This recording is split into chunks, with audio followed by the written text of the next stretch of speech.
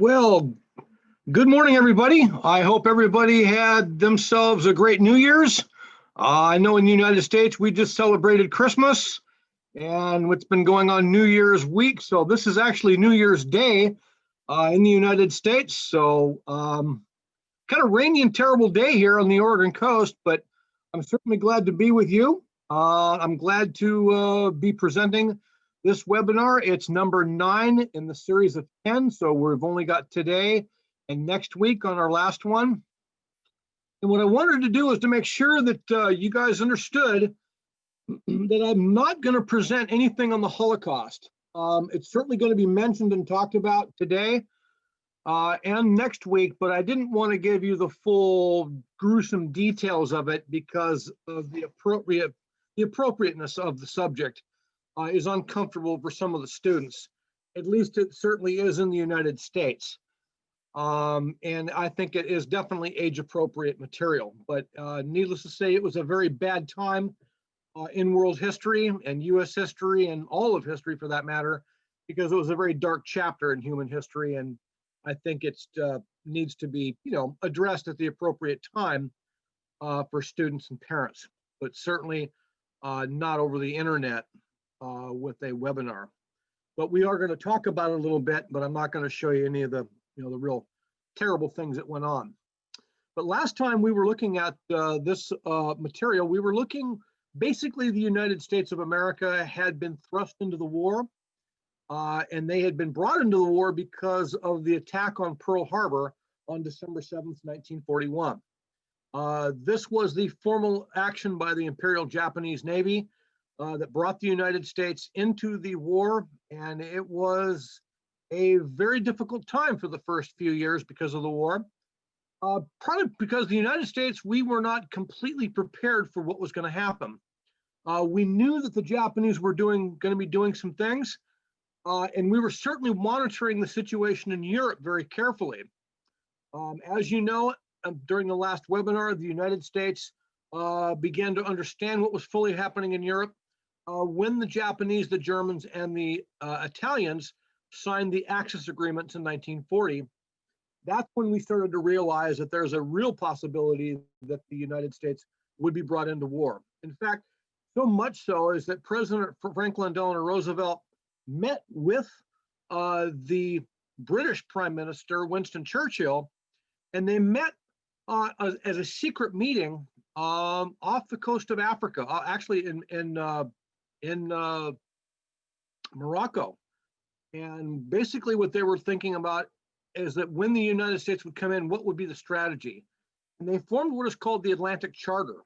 And the Atlantic Charter was an agreement that the United States and most of Europe would not, and all of Europe, in fact, would not take any land or acquire any additional territory as a result of World War II.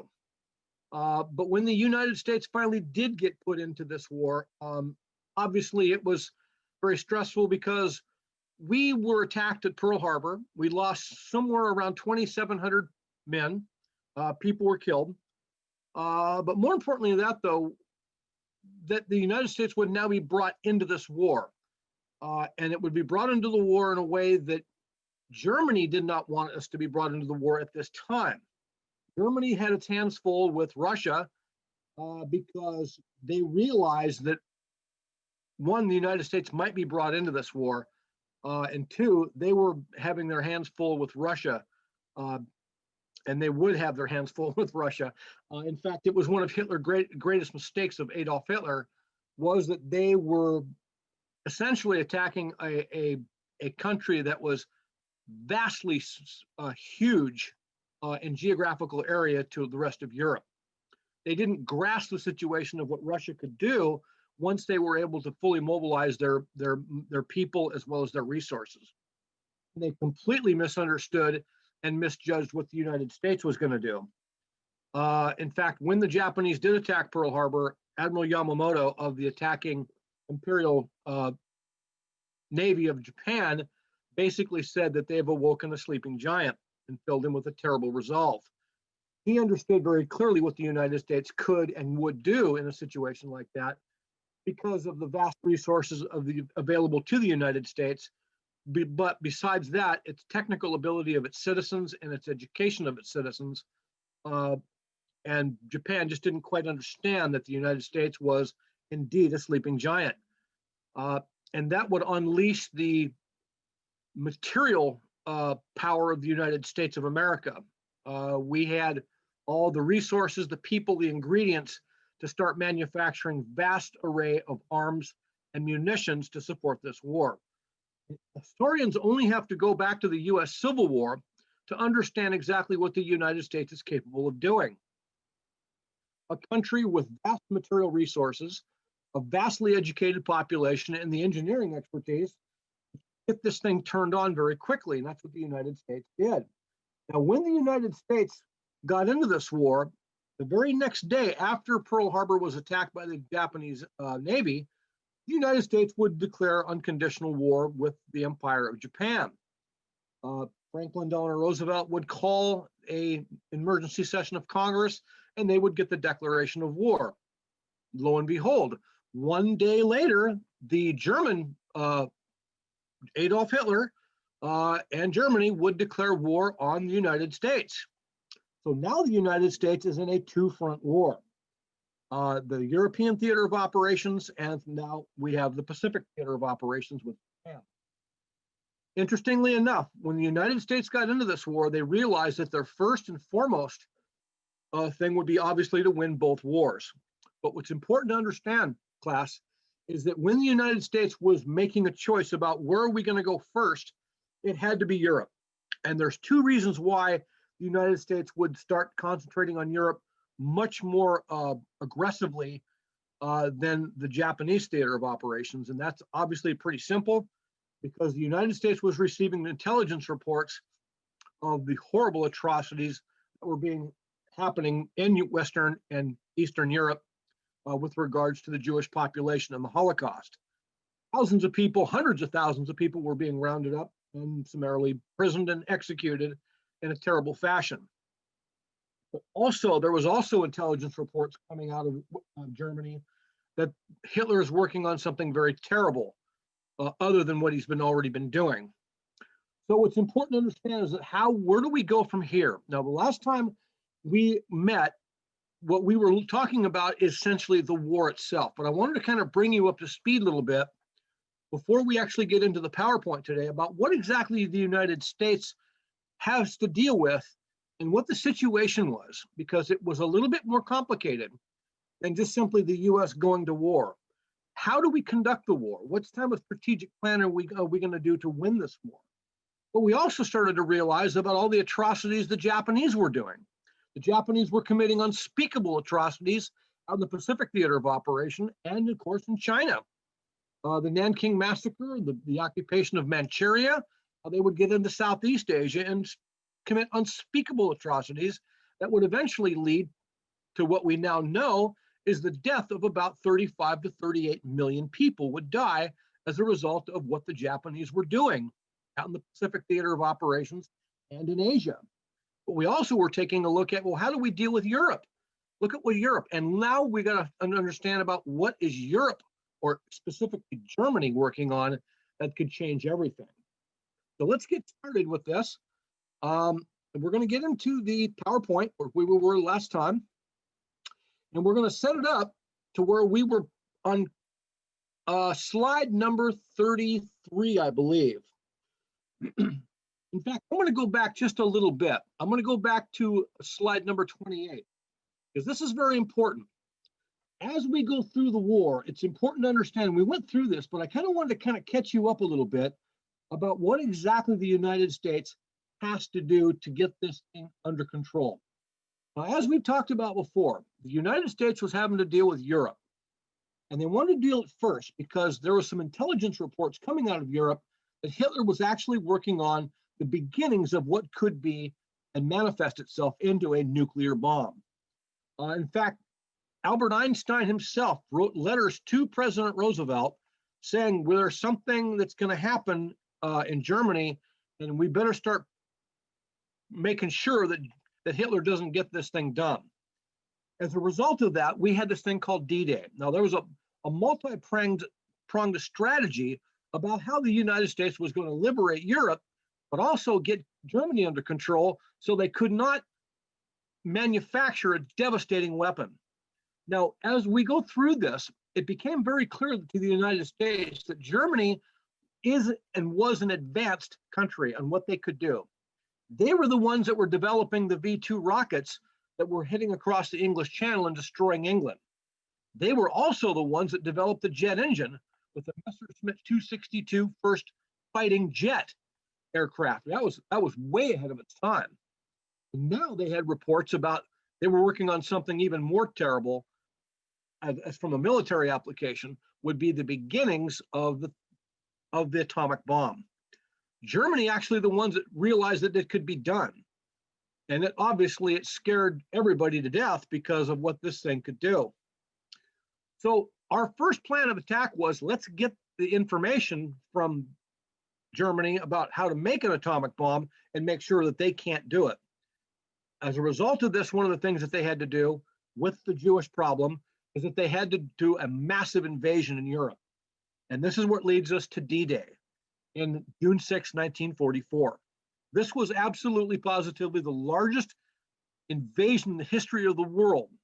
And when the Germans saw what it was coming, they absolutely couldn't believe it. It was like, oh my goodness, wow. I mean, they were scared to death when they saw all those ships on the horizon coming into the D-Day landing, which was in Normandy. Let's read a little bit of this.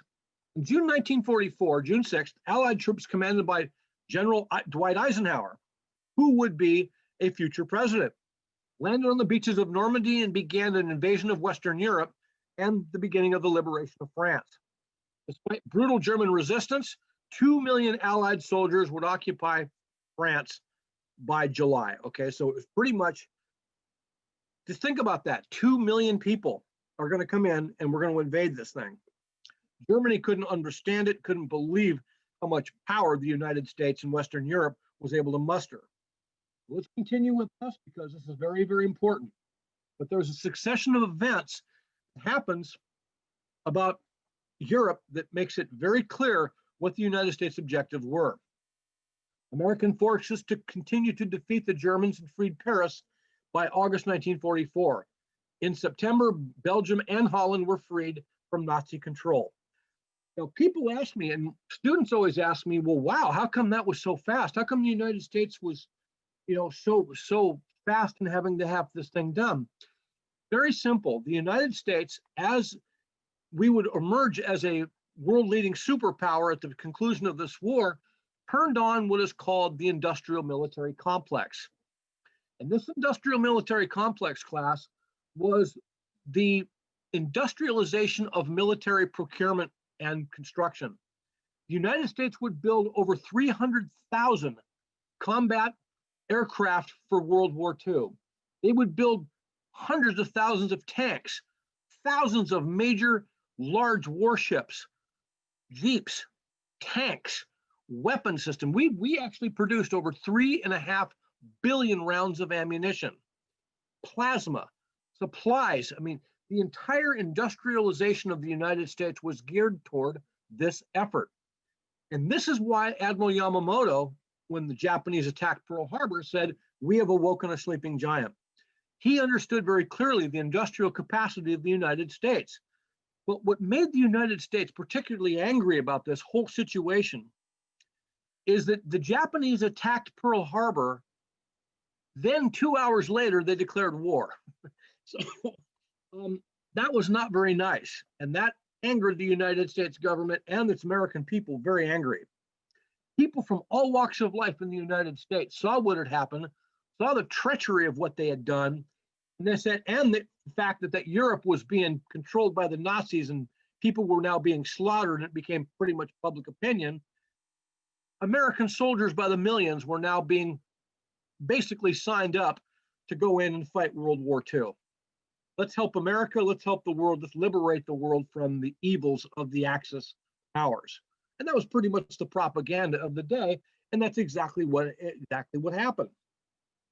So we have several battles that were occurring now.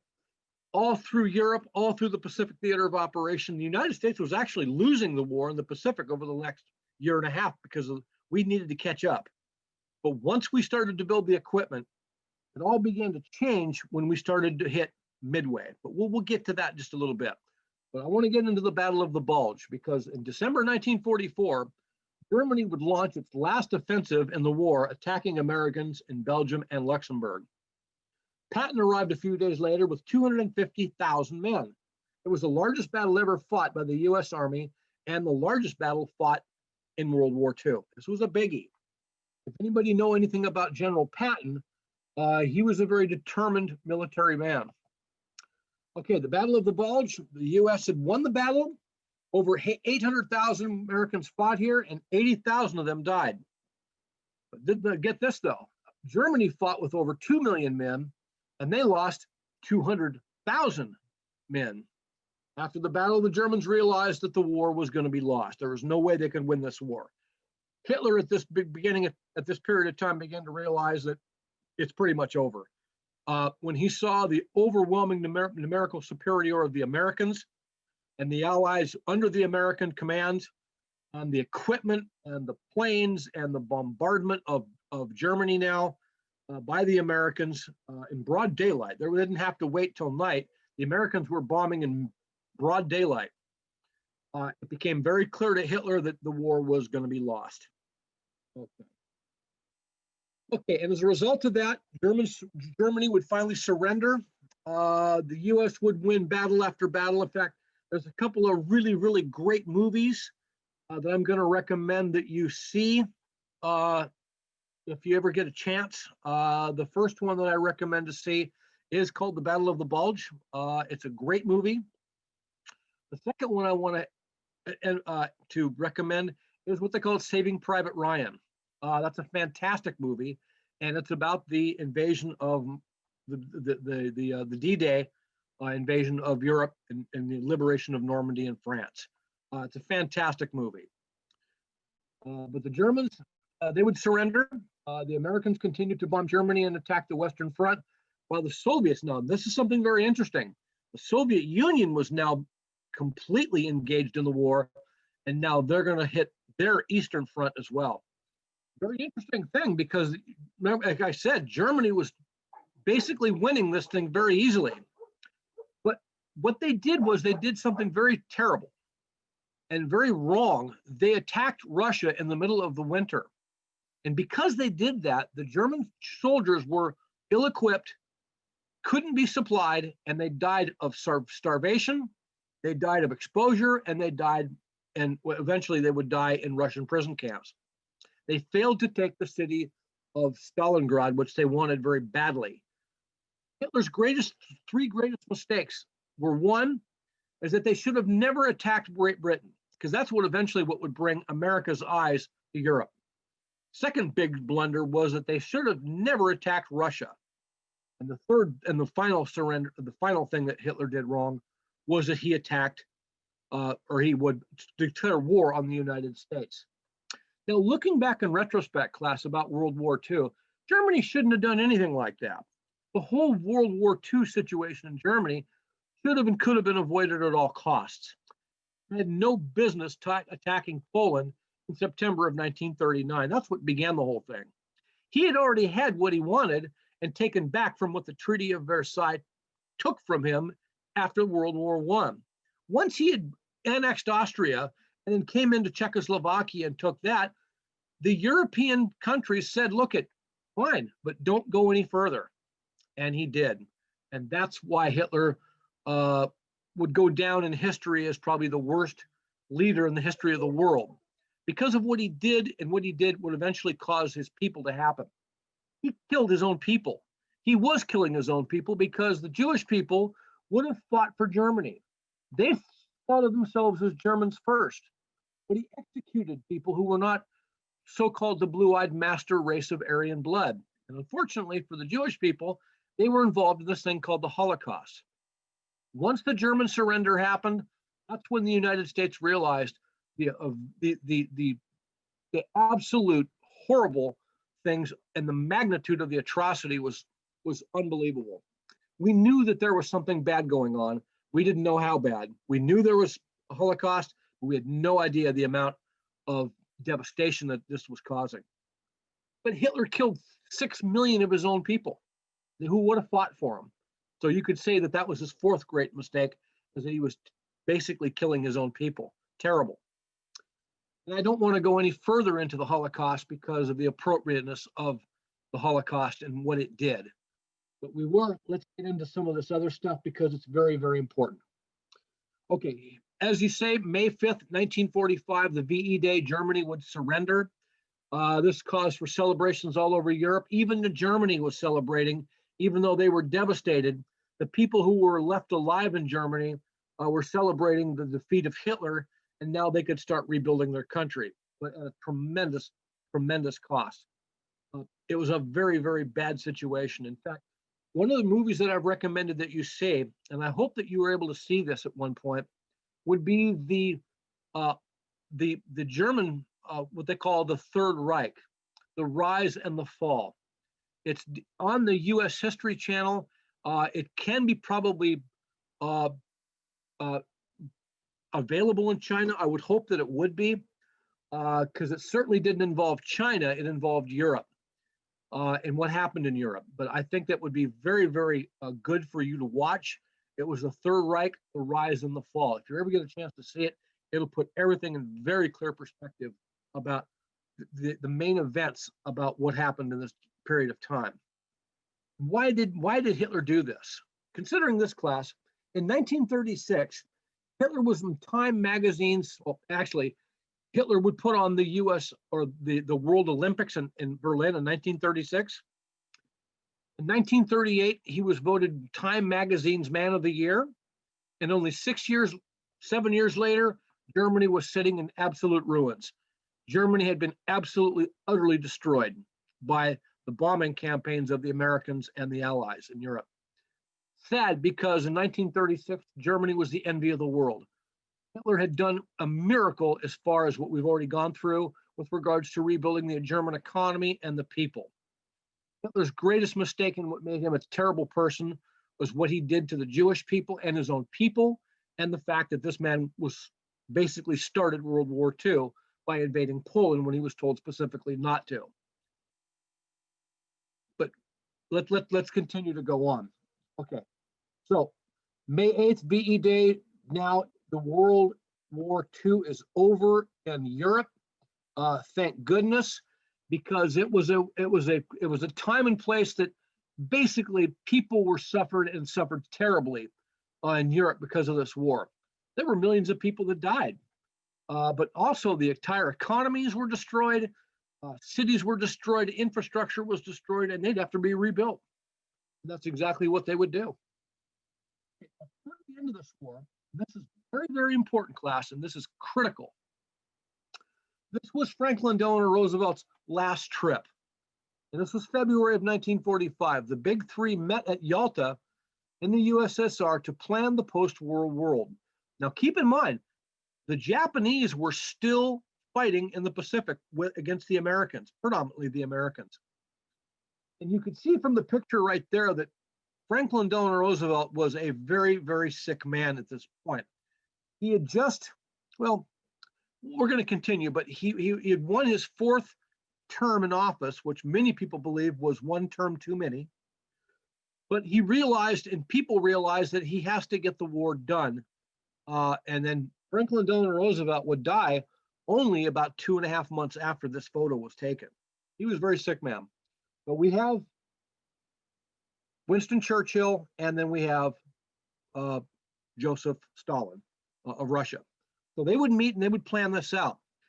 And when they did this, they were planning about how are they going to divide Europe? What are we going to do with this? Because Europe would have to be divided up, but they would have to be done fairly and equitably, not like they did at the end of World War I, where Germany was laid to blame for everything. And look what happened as a result. Germany was obviously the blame for this one because they had actually did this. They did do it this time. But they did it for a reason that most people believe they got pretty much beat up pretty bad after World War I with the Treaty of Versailles. So we didn't want to have, we're going to punish the Germans for what they did. but we're not going to leave these people penniless and make them pay for everything. We need to find out, we need a better way to live on this world. So that's one of the things that they met. And as a result of that, here's what they had done, class, and this is very important. They all agreed to split Germany into 4 zones, the occupation, and also to split the capital city of Berlin. Stalin promised to allow free elections in the nations, his army liberated from Germany. Stalin also agreed to enter the war against Japan as soon as the German surrender would occur. Didn't really happen like that, because the war would be over in the Pacific a lot quicker than people would believe, and there was a reason that the war would end very quickly. Okay, so now this brings us into the war in the Pacific, class, and this is probably the heart of World War II from the American perspective. The European theater was a cleanup operation and to get Germany out of all these countries and to liberate Europe and to defeat Germany, which is a big objective. But Japan was going to be a little bit tougher because Japan, being a naval nation as they were in many, many more areas than the Germans. The Germans basically occupied Europe and parts of North Africa. So from a geographical perspective, Germany was in an area that could be contained very easily and they could be stopped. The war in the Pacific was a whole big different deal because Germany did not have anywhere near the military power from the naval standpoint as the Japanese did. The Japanese were in China, they were in Southeast Asia, they were all over the Pacific theater. From islands of Saipan, where I used to live, they were in Guam, they were in the Philippines, they were even in Papua New Guinea and were bombing parts of northern Australia. So the Japanese were a much larger area. So this is going to take a little bit more time and it's going to take a lot more effort on behalf of the United States. So on December 7th, 1941, let's get this thing started. About half of the General MacArthur's Air Force was destroyed on the ground at Clark Air Force Base in the Philippines. Take a look at that date, class. This is very important. On December 7th, 1941 was the major offensive in World War II on behalf of the Japanese. They not only attacked Pearl Harbor in Hawaii, but they also attacked the Philippines. Also, where I used to live in Saipan, that they also would attack Guam from fighters' positions launched from Saipan and hit the American territory of Guam. But they were hitting places all over the Pacific. Within days, large Japanese force landed in the Philippines, and MacArthur withdrew to the Bataan Peninsula on Manila Bay. There he set up defenses, hoping the U.S. Navy could evacuate his men to safety. This was a very, very bad situation for the U.S. In March of 1942, Franklin Delano Roosevelt ordered General MacArthur to escape to Australia. And he left the words, "I shall return," which is a pretty famous phrase uttered by General MacArthur. On May 6, 1942, 11,000 Americans and Filipinos surrendered, and they would have, at that point, the infamous and certainly the notorious bad situation called the Bataan Death March. It was a very, very bad situation for America. Approximately 76,000 Filipinos and Americans became prisoners of war. Probably the low point in the war for the United States, simply because it was a terrible, terrible situation. The Americans at this point in 1942, they had not quite got everything built that they needed to win, but at breakneck speed, the United States was building its arsenal at a breakneck speed to make sure that this would not happen again. So obviously, we, the United States, had some problems. Thousands of Americans were killed at the Bataan Death March. Okay, Japan soldiers split the prisoners into groups of 500 to 1,000 and marched them 60 miles to a railroad. About 10,000 prisoners died during the 6 to 12-day march, and some were shot by guards. Those who survived were shipped to prison camps where they were held captive for the rest of the war. This was not good. Life in these prison camps were terrible, absolutely atrociously bad. Okay, let's continue.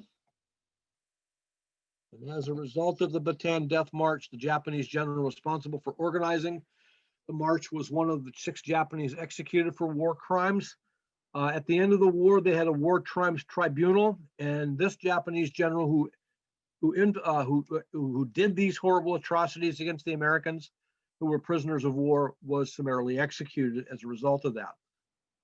In fact, in Europe, they had the Nuremberg trials that would bring the Nazi Holocaust perpetrators to justice. In fact, they still are looking for some of the people today that could be associated with the brutality of what they had done to the Jewish people in Europe.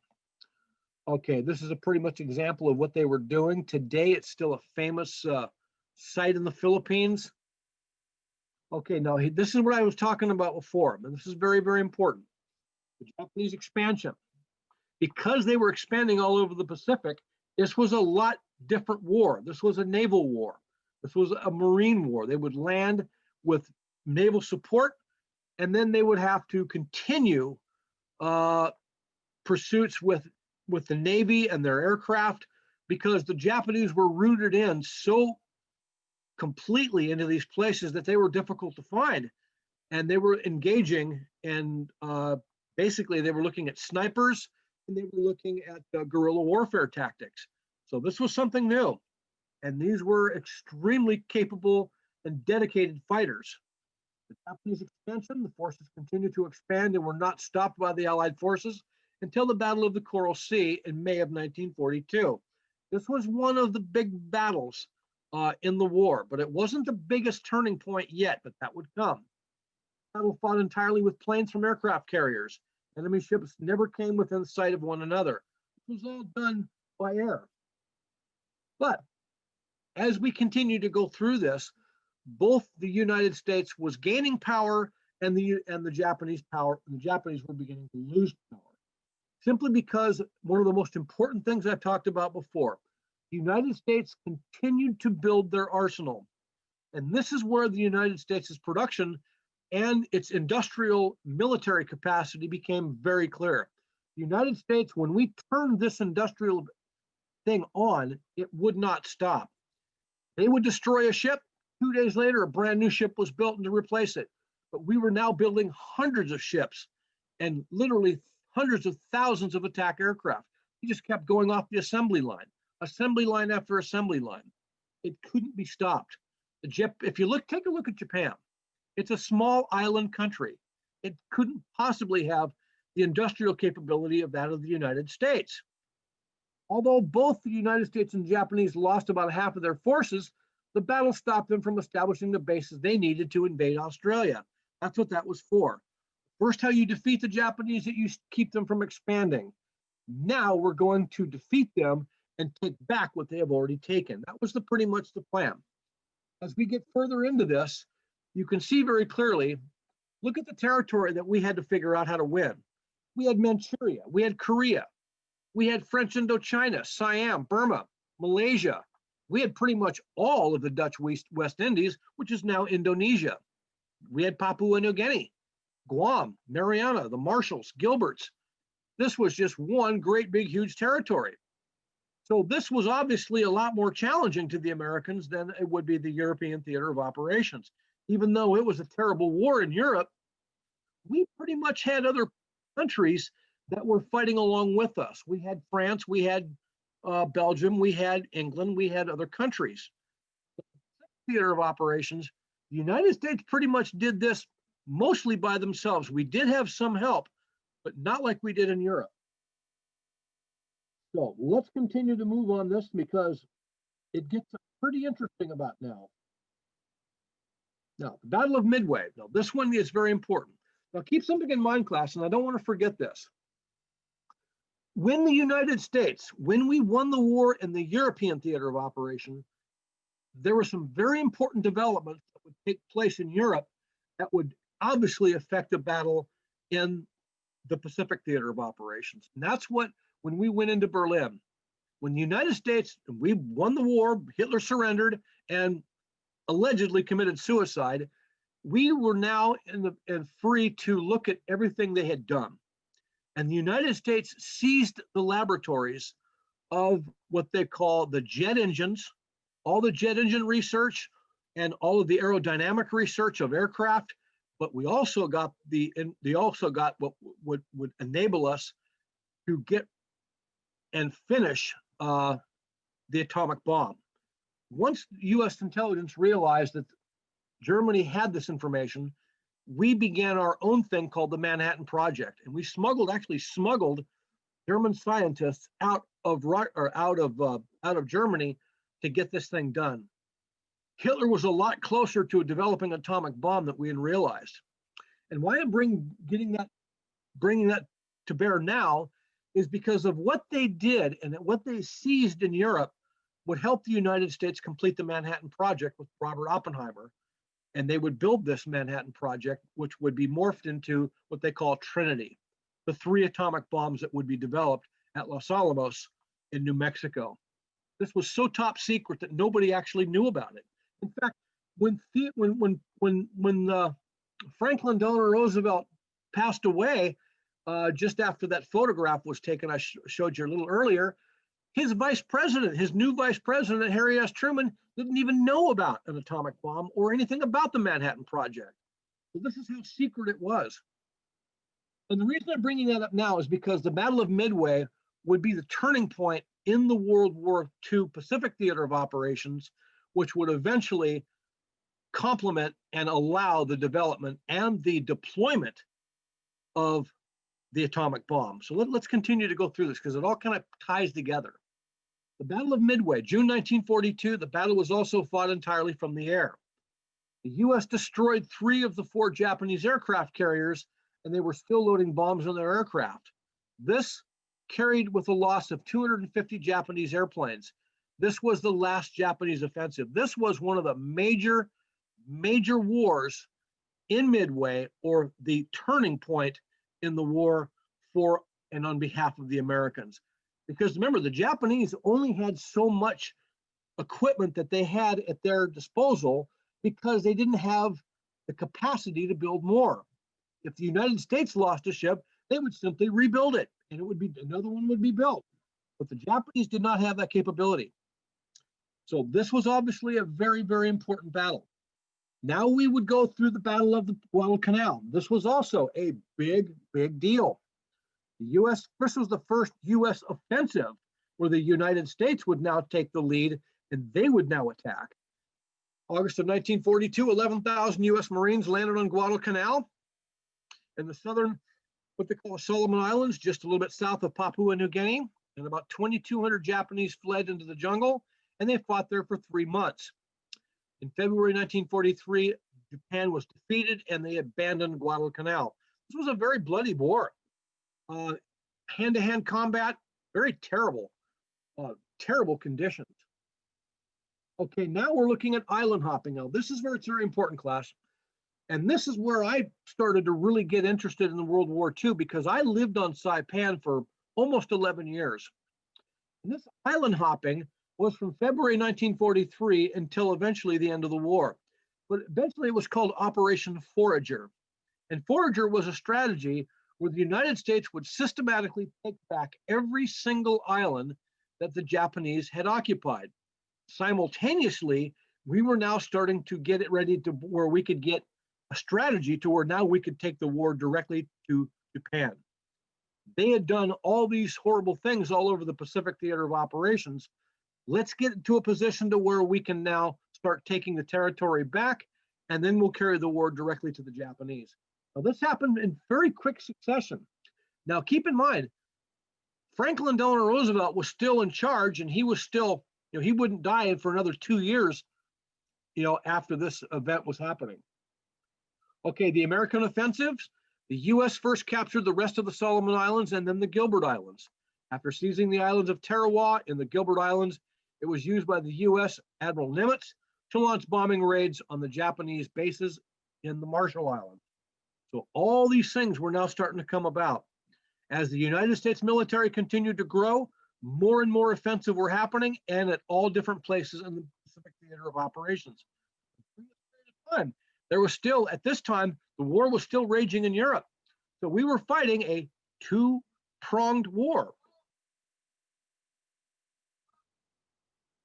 Okay.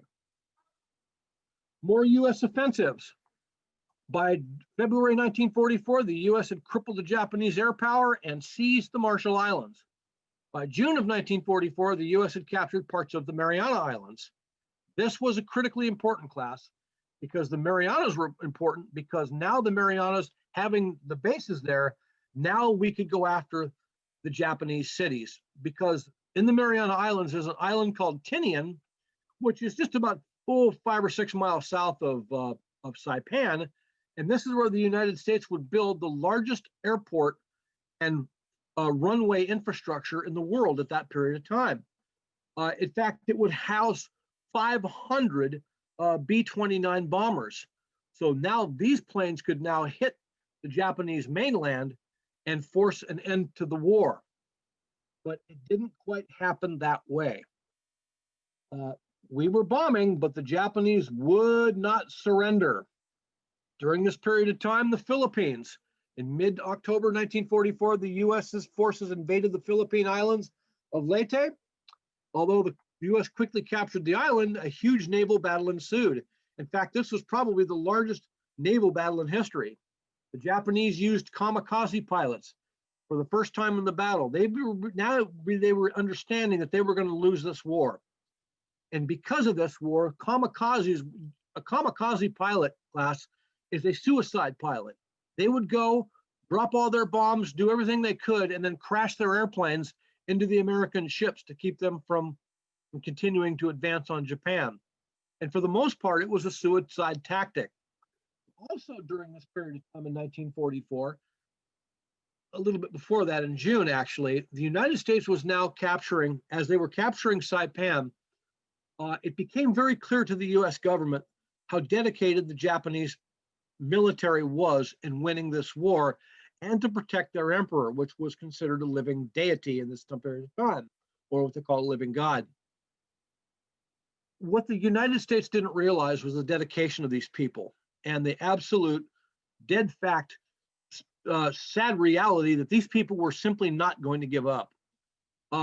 When the Japanese were being overrun on the Battle of Saipan, which was one of the bloodiest battles of the Pacific, we were watching, the American soldiers were watching the Japanese commit suicide rather than be taken prisoners. Entire Japanese families that were on these islands were jumping to their deaths. And we realized something very clear, that the Japanese are going to literally fight to the death. And what's important to understand about this is that this would play a huge decision in the American military and the presidency of the United States. These people were simply not going to give up. And it became very clear that the United States has to do something to make these people give up, because they'll fight forever. They're simply not going to give up. But a lot of different things would ensue here that would, unfortunately, would propel the United States into doing something that it didn't want to do. So let's continue to do this. Okay, the Japanese kamikazes were suicide pilots who crashed their airplanes, which were loaded with bombs and into Allied ships. During the war, the U.S. experienced about 4,900 kamikaze attacks, which destroyed 57 American ships and damaged 650 others. During this period of time, the Japanese people were now being told, and they were preparing for a possible American invasion of the Japanese islands. Children, your age and younger, were now being trained as suicide soldiers for the emperor. Little kids were being taught how to charge Americans with sticks and spears and anything they could to inflict injury or death upon Americans. Because they were preparing for this war, the Americans realized that obviously this is not going to be an easy campaign when we get to Japan. Okay, a kamikaze pilot, that's what they looked like. They would climb in their airplanes, they would fly, they would do as much damage as humanly possible.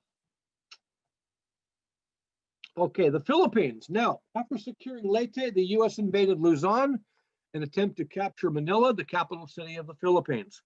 In 1 month's time, 100,000 Filipinos died, 80,000 Japanese died, and 27,000 Americans also perished. The U.S. did not fully secure the Philippines until June of 1945. Now keep in mind, this is only about a month before something would happen. And we're going to get into that in just a few minutes. Okay, the Battle of Iwo Jima. This was also a big one. It wasn't so much as the territory was big, but the battle itself was symbolic, and it was also probably the last turning point in World War II that the Japanese realized that at that point we're done. The battle for this 14 square mile island was one of the bloodiest battles of the war. 25,000 Japanese protected the small rocky island, and it took over 110,000 Americans to defeat them. Only 216 Japanese surrendered, the rest would die. How about that? They would rather die than surrender. More U.S. medals of honor were given for this battle than any other single medal of the war, or battle of the war, I should say. This is the famous painting and American, I guess, monument of the soldiers hoisting the American flag on Iwo Jima. It symbolizes the war. Raising of the American flag to war-torn islands and war-torn areas of Southeast Asia and China was a symbolic thing that America's come to liberate you and to defeat the Japanese who had killed so many of these innocent people. Now, I'm going to talk a little bit, class, because this is very important. I want you to understand something. During this period of time, the United States was continuing to develop the atomic bomb through the Manhattan Project, okay? They had gotten the intelligence information, and they got the rest of the goody information from Germany. They got pretty much what they got the goodies. But now we can complete this bomb, but we can also begin to realize, how do we complete it, but now how do we deliver it? And this is also very important. The United States, when we start looking at this thing, a lot of people that did know about the bomb started to question about, well, do we really want to do it? Well, we realized that the Japanese were not going to surrender. And we realized that finally and completely when we had the next conference called the Potsdam Conference. And this was the conference that the new president, because President Roosevelt had died in Warm Springs, Georgia in April of 1945, President Franklin Delano Roosevelt would pass away in Georgia. So now we have President Truman, who was sworn in, who knew nothing about the atomic bomb until he was told about it by his military people and the people at the Manhattan Project. And he's like, you have a bomb? And he didn't know anything about it. Well, what's the justification to use this bomb? That's what was an agony situation here, because they didn't really know what they should do with it. The original target was Germany. Germany was the original target of the atomic bomb because Hitler had to be taken out at all cost. Look at what he had done with the Holocaust and the Jews. He killed 6 million of them. When we liberated the camps, we realized that when we went into Dachau and we went into Auschwitz and all these other places, we realized the magnitude of this man's crimes and his country's crimes. Because the people in Europe, and this is a key point, the key point of this whole thing is that the German people knew about the Holocaust. They said, oh, we didn't know anything about it. Yes, they did know about it because it was right in front of them. How could you not know 6 million people were being killed in all of these towns that had these prison camps? Their gas furnaces were going around the clock. They were rounding these people up and shooting them in the streets. Yeah, the German people knew about the Holocaust.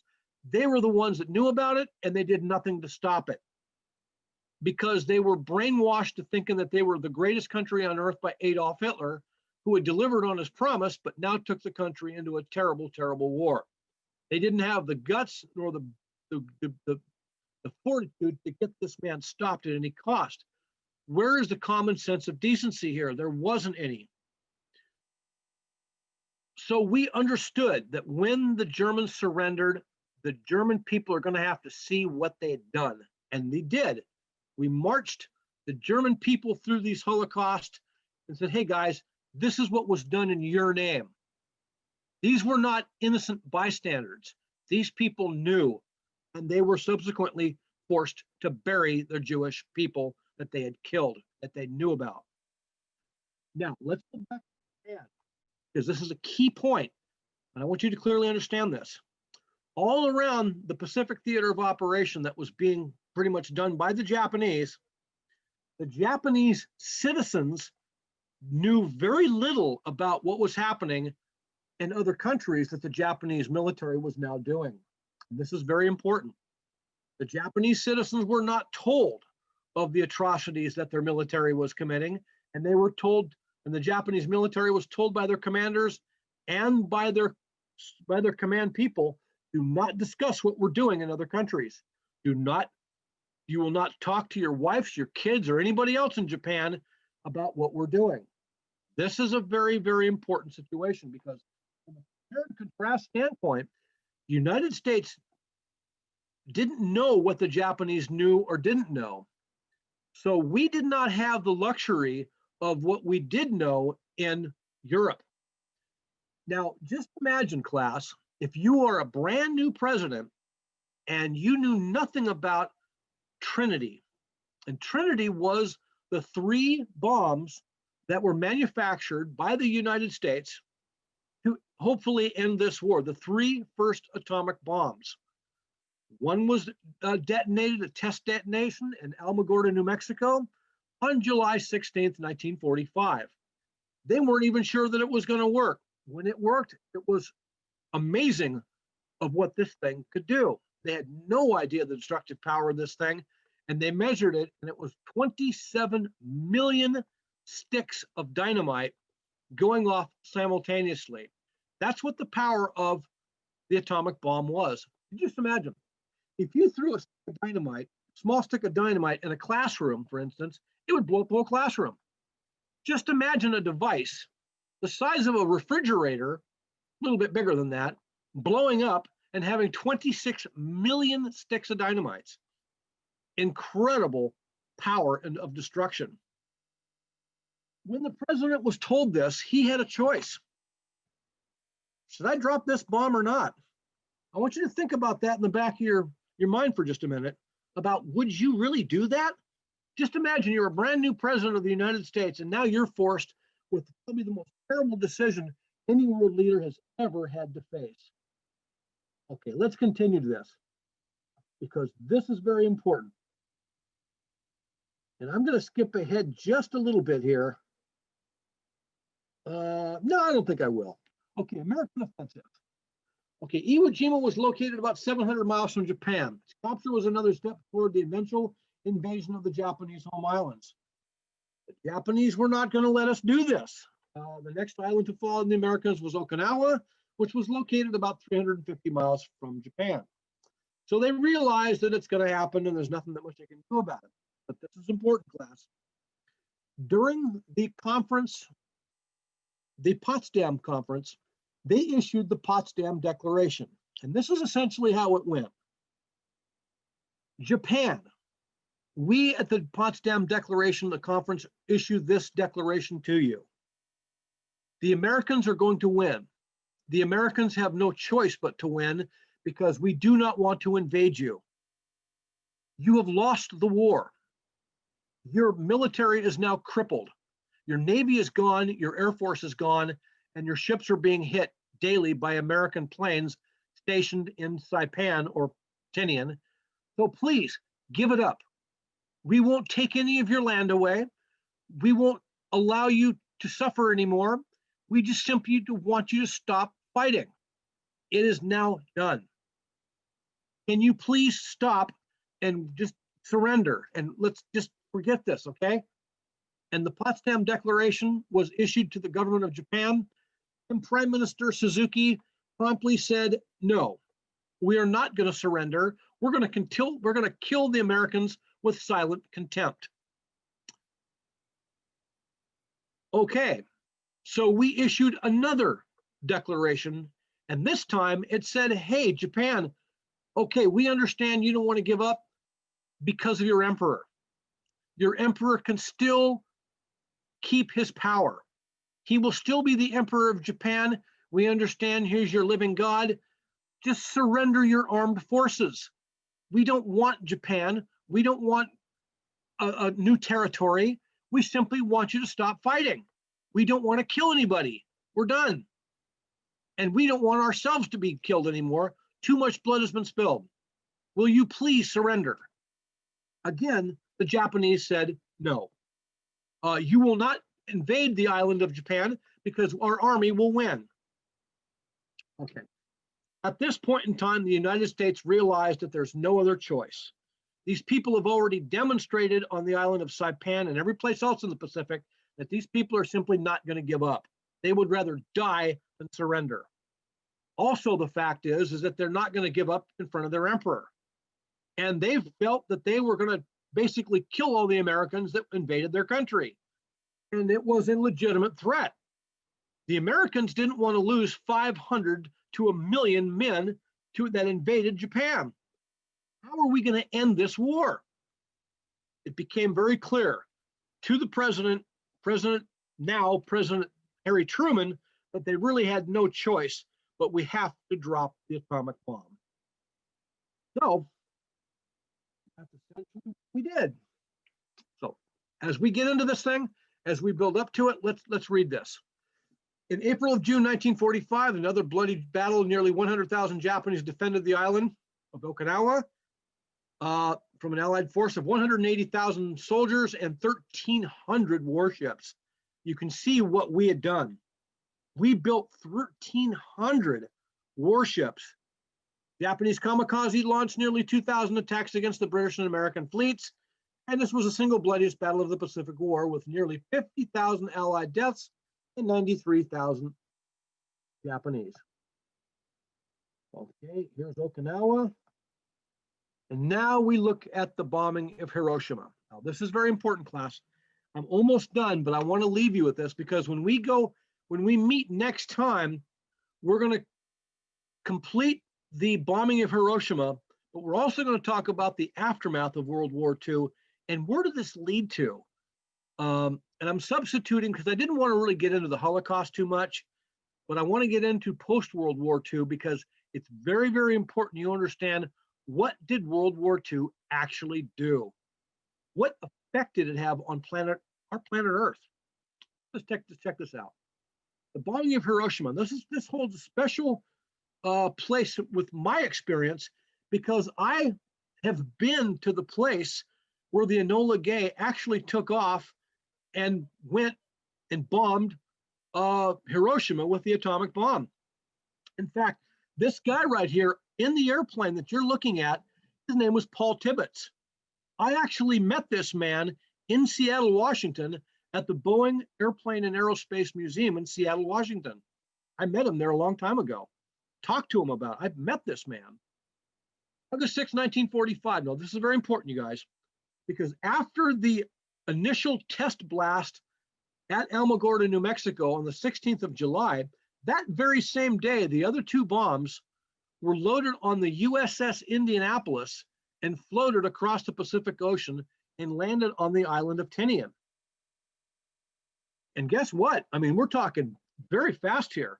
We're only talking 20 days later, where on August 6, 1945, on President Truman's orders, the Enola Gay would take off from the island of Tinian.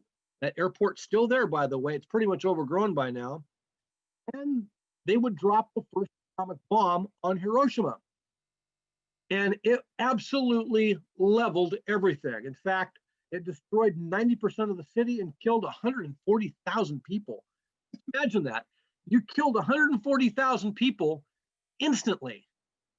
It wasn't a matter of some battle. This was absolute destruction. And here's what it looked like afterward. There was almost nothing left of everybody. Can you imagine that? 140,000 people dead instantly. Okay. So Nagasaki. Now we talked to Japan after we hit Hiroshima and we said, hey guys, the people of Japan, please surrender. We want this war to end. There should be no more killing in World War II. Please surrender. We don't want to do this again. We pleaded with the Japanese, and again, they ignored us. So 3 days later, a plane by the name of Boxcar took off from Tinian, and it hit Nagasaki. But this was a little bit different bomb. This was a plutonium bomb, not a uranium bomb. Its effects were much, much more terrible. Interestingly enough, I want you to understand something. The air crews that dropped these bombs on the Japanese felt horrible about what they had done. Absolutely terrible, because they realized that these were innocent Japanese civilian casualties. These people did not have any knowledge, or most people did not have any knowledge of what the Japanese had done in other parts of the Pacific theater of operation. So this was a big difference. And this is why it was so hard to do this, because now we are targeting cities with innocent women and children and men who didn't understand and didn't know why they were being bombed like this. When the Japanese people were told and shown of what they had done and what the Japanese had done in World War II, the Japanese went into what they called the decade of shame. They were embarrassed about what their government and military had done. And to this day, the Japanese feel very badly about what they had done in World War II. I've been to Japan many times, class, and they're some of the nicest people in the world today. They realized what they had done in World War II was commit atrocities beyond the scope of human decency. And they've been a very, very peaceful country since that period of time. But think about what the Americans thought. Here's a country like us, the Americans, who didn't want to be in World War II. We didn't start it. We had nothing to do with it. Yet the United States was forced into this thing by the actions of other people. And again, the United States of America had to come in and clean up the mess. But this time we had to do something that we clearly didn't want to do. And that's kill a whole bunch of people in Japan and in the Pacific and in the European theater as well. Okay, I'm done talking today. I've been talking nonstop for about an hour, a little over an hour. Does anybody have any questions? Because when we finish this webinar up next time, we're going to complete the final bombing stuff that we did. We're going to look at the aftermath of the bombs in World War II, and we're going to talk about something much, much more, I think, much more important than even that. Now, as I've told you before, class, this was the third most important event in all of recorded human history, was the dropping of the atomic bomb on Hiroshima and Nagasaki. Because what it did was it changed the course of Earth's history. All of Earth's history would be changed because of these bombs. And the reason it would become that history, because now we would enter into a new era called the Cold War. The Cold War was an era where we would have nuclear proliferation by the world powers. Now mankind has the ability to destroy the entire planet Earth. And that is an earth-shattering, startling revelation that we would happen because of this event, the dropping of the atomic bombs on Hiroshima and Nagasaki. Hopefully World War III will never happen. Hopefully we learn something from this. This is why history is so important to teach and so important to learn, class. We don't ever want to have a mistake like this ever again in world history. Hopefully we learn something from world history and these events that will keep us from ever having a problem like this in the future. Because no one would win World War III. Okay, I'm done. Does anybody have any questions? Miss Annie, can you please chime in here and handle it from here? Please ask questions.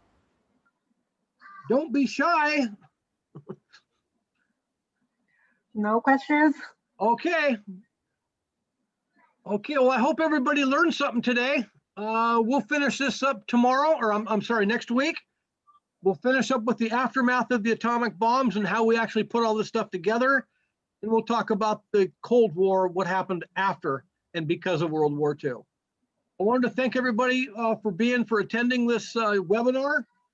I hope you certainly learned something about it, learned a little bit about how we handled World War II and a little bit about some of the things that happened that brought an end to this terrible conflict. So thank you very much, class. Shishit.